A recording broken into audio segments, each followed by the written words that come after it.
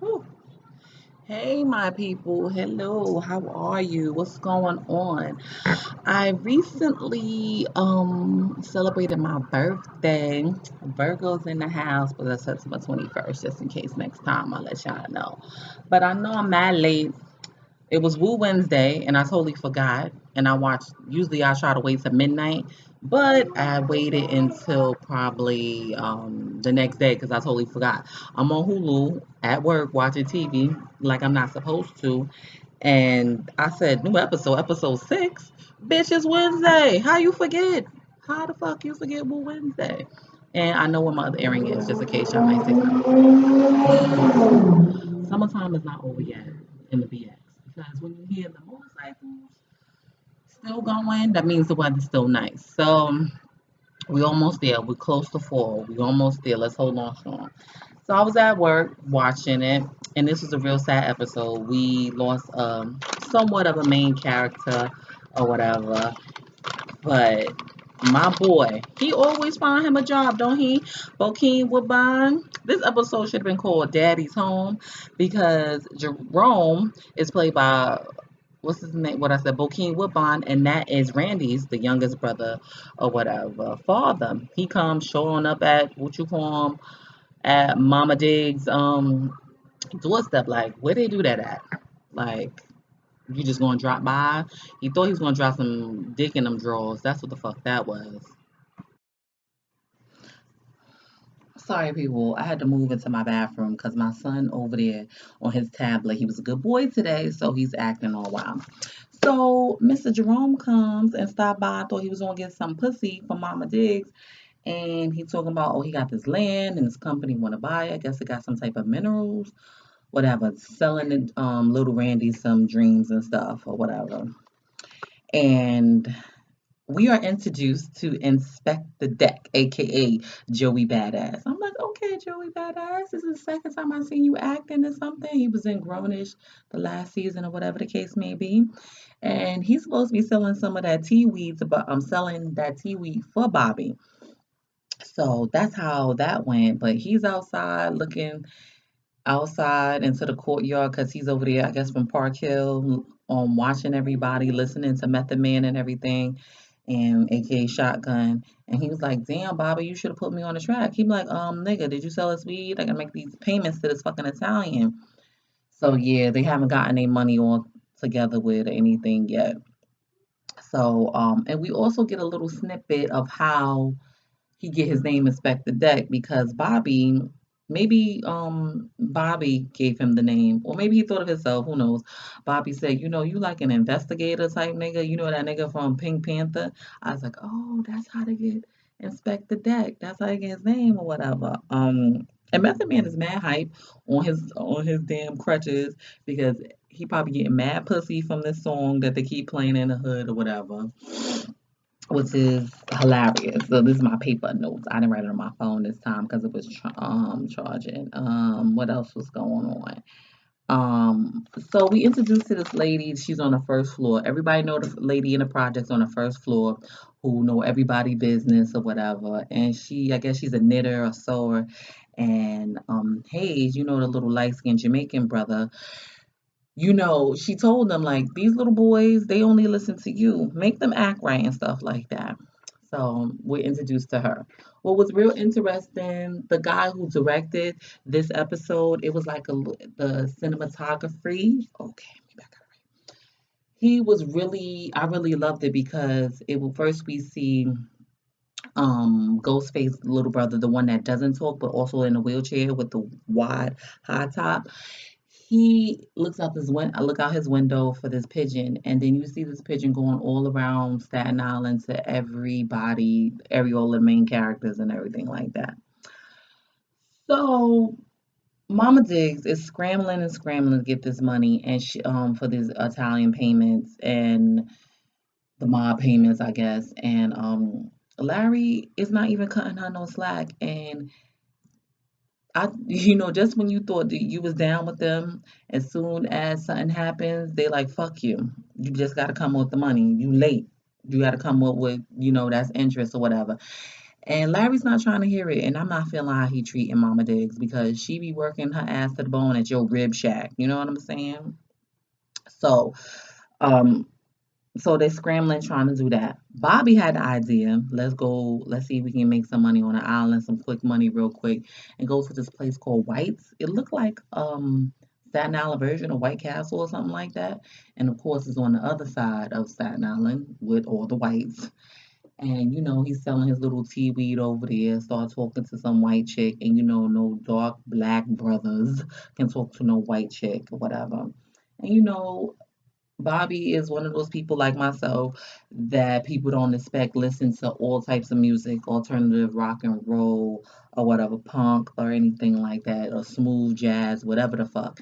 And she's asking him questions about, oh, you listen to Blondie, you like this, ACDC, all this other stuff. And of course, they're on the wrong side of town. So, Whitey got to come over and beat their ass. And one of them hit Bobby in the head with a fucking bat. His shit was leaking. And while he's trying to get up, he see the cops.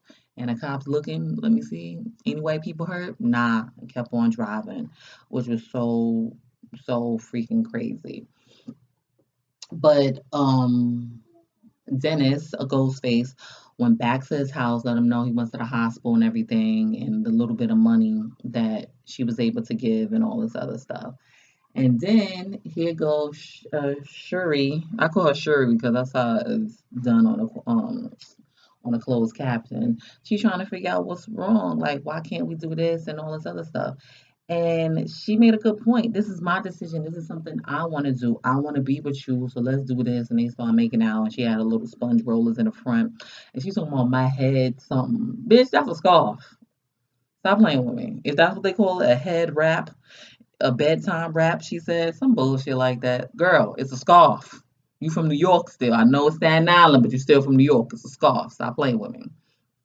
So we get to the next day, and all these niggas outside and Miss B in front of Miss B's window rapping and she she's screaming on them. They calling her a biatch, all this other stuff. Somebody threw something in her window and spilled her tea on this beautiful quilt she was knitting and sewing or whatever. She called the cops. Now, that's a lot because we don't like to call cops on our people. We shouldn't call cops on our people because the cops don't give a fuck about us and they treat us like trash. That's it, right? She called the cops or whatever, and the cops come, and it's a neighborhood Uncle Tom cop that everyone, tall, light skinned dude that everybody knows from the neighborhood and all this other stuff, right? And Hayes listen the everybody get they work from Hayes or whatever from the Jamaicans and they listen to him or whatever. They all just rapping and stuff like that. He telling everybody telling let listen to the cops, whatever the case may be. And then the cop don't like that he's in charge and that they listen to Hayes. And Hayes calls him some shit and he tried to swing on Hayes or whatever the case may be.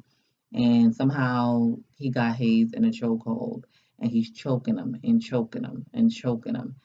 And he fucking kills him in front of everybody in the courtyard. Miss B's looking through her window. Method Man took his crippled ass upstairs to inspect the deck. His name is Rebel apartment. Raekwon saw what happened to. He saw it from a fire. He got a fire escape. Everybody watched him get choked out and he was dead. And Miss B looking crazy. Everybody couldn't believe how crazy. Mr. Devon was trying to get some work off or whatever, but his connect, I don't know what happened. And when he saw the cops was downstairs, he threw his work down the incinerator and came back and he was just hurt. Everybody was just hurt because Hayes, everybody loved Hayes. And even though even though how he get down, but everybody loved Hayes and he was gone. He got choked out by his own people or whatever. And I think that was real fucked up. Like I always tell people, like, you try to change the system within, but once you black and you join the force or the military, you become someone else. You are a brotherhood to them. You're not black anymore. You're blue, basically. And that's what this fucking dumbass officer did. And it was fucked up. It was sad. Because I'm like, damn, like he got choked out in front of everybody that loves him so much on the street and you just wouldn't let go because you is fucking ego. So That's what happened. That was basically the end of the episode, and we cut to the pigeon flying all over the place. Everybody watching this, like it flew by Rebel's window with shotgun. It flew by Raekwon. Then it ended up landing right back over to Ghostface little brother window again. I loved how they did that, how they played that out or whatever. That was good. Also, Jerome came through. He got some money from this deal or whatever, and he paid off her debt, and so she was all good. And she said, "We all good, Larry." And Larry's like, "Yeah." So at least she's in the clear for that or whatever. And I don't think Dennis didn't know yet because him and Shuri are back together, holding hands in the projects. I don't know when they're gonna tell the brothers about it. And Bobby spent the night in the hospital. He came back, his dreads all fucked up, and got this white bandage wrapped around his head or whatever. But this was a real deep episode. I hope Craig, that's I couldn't get the last name, but Craig directs more because how he did this, it was really, really, really fly. I loved it. I hope we get like a good, this is episode 6. I hope we get good 4 more episodes because they're at least an hour long. I love it.